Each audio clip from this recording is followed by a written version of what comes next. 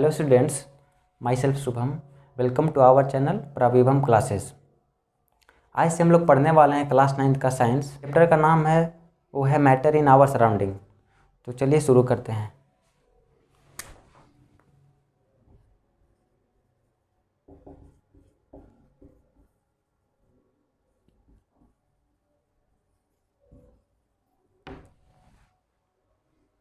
जैसा कि चैप्टर का नाम है मैटर इन आवर सराउंडिंग। अगर हम अपने सराउंडिंग को देखें, यहाँ पे अलग अलग लार्ज वैरायटी का थिंग्स हैं। जैसे कुछ लिविंग थिंग हैं, कुछ नॉन लिविंग थिंग है। जिसमें हम लिविंग थिंग्स का बात करें तो जैसे प्लांट्स हैं, एनिमल्स हैं और भी कई सारे चीज़ हैं। नॉन लिविंग थिंग में बात करें तो पेन है, टेबल है, चेयर है और भी कई सारे डिफरेंट डिफरेंट टाइप का चीज़ें हैं हमारे सराउंडिंग में। जैसे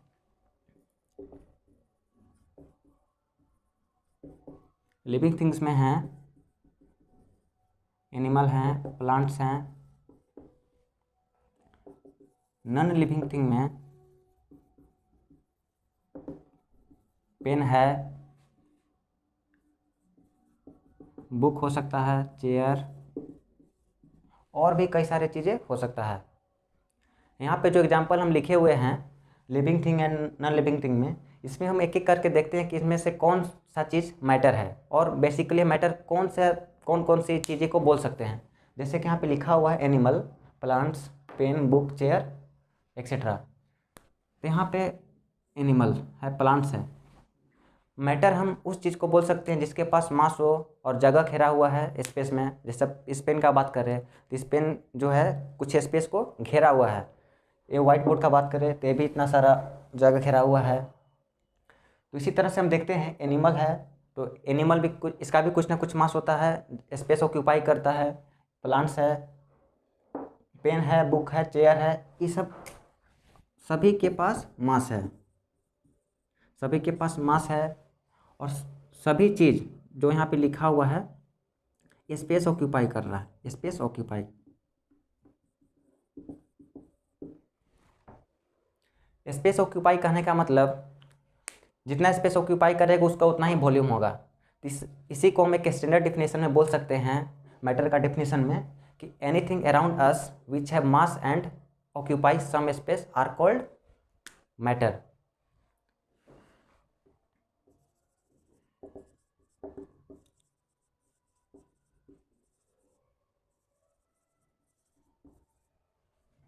Anything around us which have mass and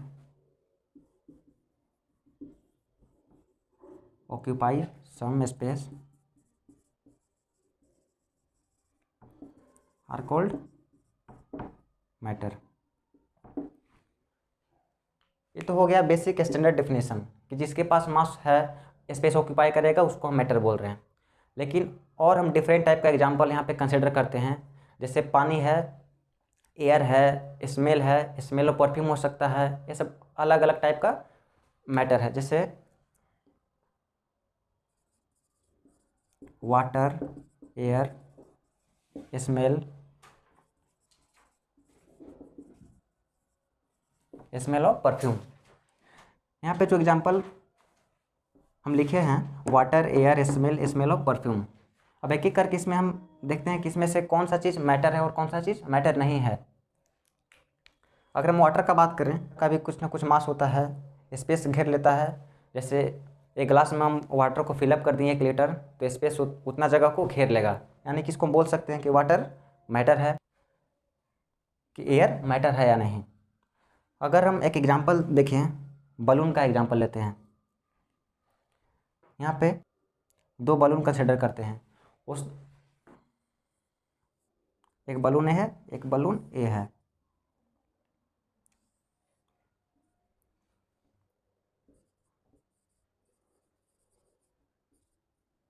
balloon है, एक बलून में हम क्या करते हैं कि दोनों बलून को हम क्या करते हैं कि इसमें हवा फिलअप कर देते हैं। हवा फिलअप करने पे क्या होता है कि दोनों बलून अच्छे से फैल जाता है और थोड़ा सा जगह घेर लेगा। इसका ये डिपेंड करेगा कि बलून का क्या साइज़ है। अब हम क्या करते हैं कि एक बलून को हम पंक्चर कर देते हैं। पंक्चर करते हैं, सपोज इस वाले को हम पंक्चर कर दिए, इस वाले को पंक्चर करते हैं तो क्या होता है कि ये वाला बलून थोड़ा सा इस बलून के कंपेयर में थोड़ा सा नीचे हो जाएगा, मतलब इसके पास मास उतना ही है। हम पंचर तो ये वाले बलून को किए हैं, तो इससे हम पता लगा सकते हैं कि इस बलून का मास भी है। मास इसीलिए थोड़ा सा इसके कंपेरेटिवली ये वाला थोड़ा सा टिल्ट हो गया, मतलब झुक जाएगा थोड़ा सा। तो इसके पास मास हो गया और स्पेस थोड़ा सा घेरा हुआ है, तो यानी कि इसके पास मास भी हो गया, मास भी है, स्पेस घेरा हुआ है, तो इसलिए हम बोल सकते हैं कि एयर भी मैटर है। और जो थर्ड टाइप का एग्जांपल है स्मेल, बस सिर्फ और सिर्फ स्मेल पूछा जाए तो स्मेल मैटर नहीं है, या स्मेल मैटर नहीं होगा। लेकिन यहाँ पे स्पेसिफाई किया हुआ है कि स्मेल ऑफ परफ्यूम, परफ्यूम से जो स्मेल निकलता है, क्या इसको हम मैटर बोल सकते हैं? तो इसको हम देखते हैं, स्मेल ऑफ परफ्यूम मैटर होगा कि नहीं। इसको जानने से पहले हम क्या करते हैं, एक परफ्यूम लेते हैं। परफ्यूम को हम क्या करते हैं कि हवा में उसको हम छोड़ते हैं, तो क्या देखते हैं कि उस परफ्यूम से जो ड्रॉपलेट निकलता है हमारे नोज़ तक पहुंचता है, इसलिए उसको हम स्मेल कर पाते हैं कि जो परफ्यूम का स्मेल है ये भी मैटर है। पहले के लोगों ने अपने सराउंडिंग को समझने का प्रयास किया। इसी तरह से इंडियन फिलोसोफर का मानना था कि जो यूनिवर्स है बेसिकली 5 एलिमेंट से बना हुआ है, उसको हम पंचतत्व बोलते हैं। वो जो कौन कौन से 5 एलिमेंट्स है, 5 एलिमेंट्स, अर्थ, सेकेंड है स्काई, एयर, फायर, वाटर। ये ऐसा हमारे इंडियन फिलोसोफर का मानना था कि ये जो यूनिवर्स है इन 5 ही चीज़ों से मिलकर के बना हुआ है। लेकिन समय बढ़ता गया, साइंस का डेवलपमेंट होते गया, उसके बाद मॉडर्न साइंटिस्टों ने मैटर के फिजिकल एंड केमिकल प्रॉपर्टी के आधार पे क्लासीफाई किया। तो उन्होंने इसके बाद मॉडर्न साइंटिस्ट ने मैटर को इनके फिजिकल एंड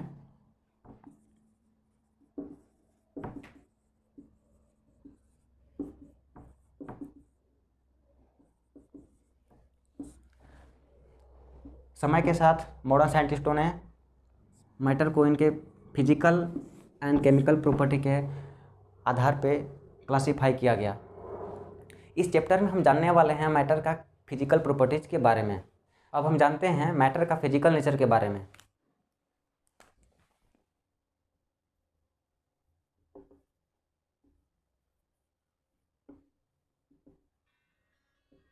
हम जानते हैं फिजिकल नेचर ऑफ मैटर के बारे में। इसका सबसे फर्स्ट नेचर है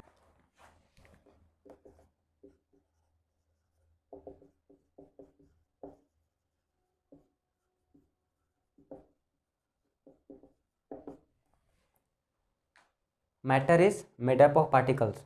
जितने भी मैटर हैं वो पार्टिकल से मिलकर के बने हुए हैं। हम लोग कंसिडर किया हुआ है कुछ देर पहले कि जितने भी लिविंग थिंग हैं एंड नॉन लिविंग थिंग्स हैं वो सभी मैटर हैं, और सभी चीज़ पार्टिकल से मिलकर के बने हुए हैं। सेकेंड है हाउ स्मॉल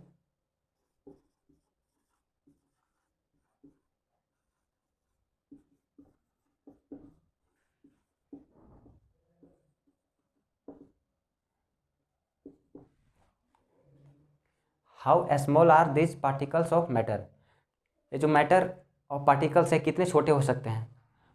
फर्स्ट वाले नेचर में हम जान गए कि मैटर जो है पार्टिकल से मिलकर के बना हुआ है, लेकिन सेकेंड वाले में हमको ये जानना है कि मैटर और पार्टिकल से कितने छोटे हो सकते हैं। इसको जानने के लिए हम क्या करते हैं, एक बीकर लेते हैं, इस बीकर में हम वाटर फिल कर देते हैं। अब इसके बाद डिटोल का 2 बूंद डाल देते हैं। इसमें हम 2 बूंद डिटोल का डाल दिए। अब क्या देखते हैं कि ये जो पूरा ग्लास है, जो बीकर है पूरा, इसमें डिटोल डिजोल्व हो गया। अब इसके बाद क्या करते हैं कि नेक्स्ट एक और ग्लास इसी टाइप से लेते हैं। अब इसका लगभग इसमें थोड़ा सा लगभग 10 ml इसमें हम डाल देते हैं। अब इसमें भी देखते हैं कि डिटोल का कुछ अमाउंट इसमें भी चला जाता है। नेक्स्ट इसी टाइप से करते हैं हम लोग, डिटोल का जो पार्ट है इसमें भी हम लोग ले लेते हैं। तो हम ये देख पा रहे हैं कि डिटोल का 1-2 क्रिस्टल हर एक बीकर में जा रहा है, वहाँ पे जैसे जैसे डेटोल का अमाउंट को हम नेक्स्ट करते जा रहे हैं, नेक्स्ट बीकर में पुट करते जा रहे हैं, हम ये देख रहे हैं कि पूरा ग्लास में डेटोल का जो अमाउंट है कम होते जा रहा है, उसका स्मेल थोड़ा कम आएगा। ऐसे करते करते 2 या 3 बार और करेंगे तो एक समय ऐसा आएगा कि डेटोल का स्मेल लगभग नहीं आएगा। तो इसे हम ये जान सकते हैं कि एक डेटोल का एक बूंद पूरे ग्लास में चला गया और डिजोल्व हो गया अच्छे से, यानी कि हम कंसिडर ये कर सकते हैं कि डेटोल का एक बूंद में मिलियंस ऑफ पार्टिकल्स उसमें इंक्लूड हैं, वो पूरे बीकर में जा कर के फैल जा रहे हैं। तो इसे यहाँ पे नोट करके आप लिख सकते हैं कि particles of matter very very small, या मैटर का पार्टिकल्स इतने छोटे होते हैं, हम जितना कि इमेजिन कर सके उतने उससे भी छोटे होते हैं। अब इसके बाद है कैरेक्टरिस्टिक्स ऑफ मैटर। अब इसमें हम लोग को जानना है कि मैटर का क्या क्या कैरेक्टरिस्टिक्स हो सकता है। सबसे फर्स्ट कैरेक्टरिस्टिक्स ऑफ मैटर है वो है particles of matter have space between them. Particles of matter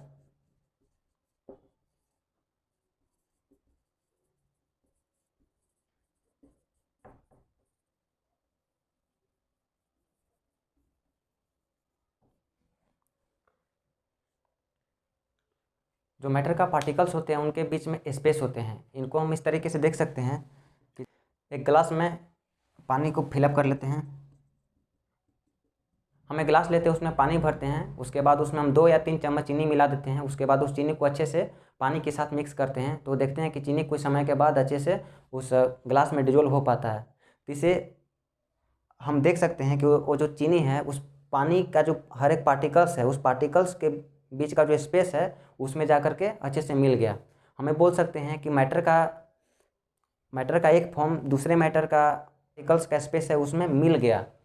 इसी तरह से हम बोल सकते हैं कि मैटर का जो पार्टिकल्स हैं उनके बीच में स्पेस होता है, कुछ जगह होता है।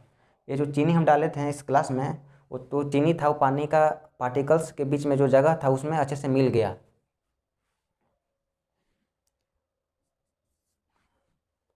अब सेकेंड कैरेक्टरिस्टिक्स ऑफ मैटर है वो है particles of matter are continuously moving.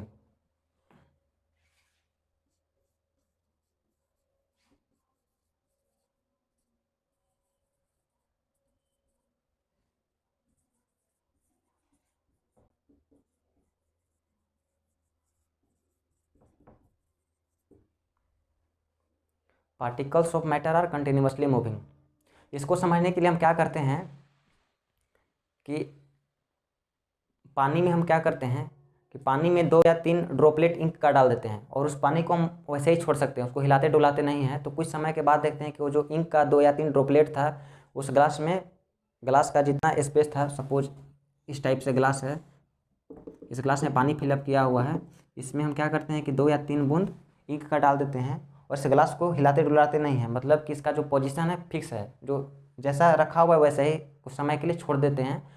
तब हम ये देख पाते हैं कि जो इंक का ड्रॉपलेट था इस ग्लास में अच्छे से मिक्स कर गया।